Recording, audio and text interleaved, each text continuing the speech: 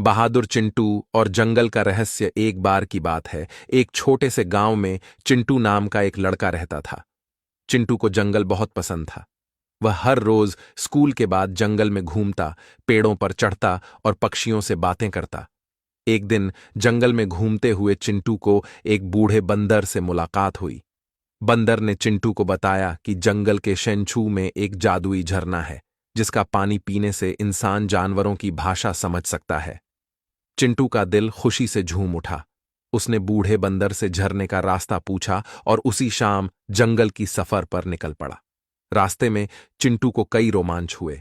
उसने चंचल गिलहरियों के साथ खेला, बहादुर चींटियों की कतार का पीछा किया और गुस्सेल मधुमक्खियों से बाल बाल बचा। आखिर में थक हार कर चिंटू एक गुफा के पास जा पहुंचा। वहां एक छिपा हुआ रास्ता था जो जादुई झरने की ओर जाता था। झरना बिल्कुल बूढ़े बंदर ने बताया था जैसा था। झरने का पानी चमक रहा था और हवा में मीठी खुशबू फैली हुई थी।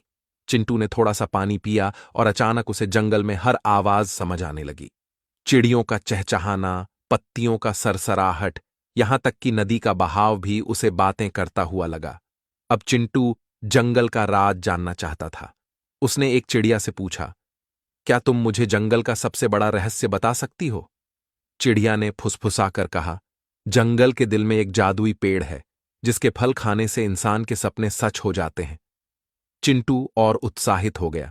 उसने जादुई पेड़ को खोजने का फैसला किया। रास्ते में उसे एक हिरण मिला, जो अपने पैर में तीर से घायल था। चिंटू ने तीर निकालकर उसकी मदद की। हिरण ने आभार प्रकट करते हुए कहा, मैं तुम्हारी मदद का कभी भुलाऊंगा नहीं।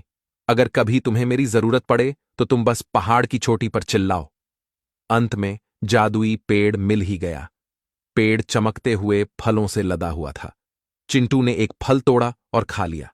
अचानक उसे महसूस हुआ कि उसके सपने सच हो रहे हैं।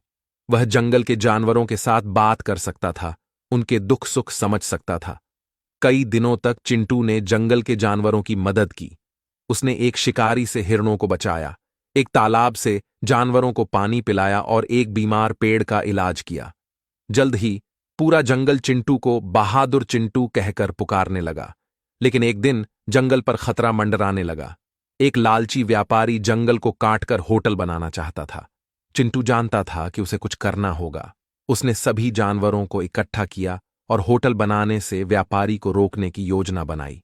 उस रात जानवरों ने मिलकर होटल का निर्माण रोक दिया। उन्होंने खोदे गए गड्ढों को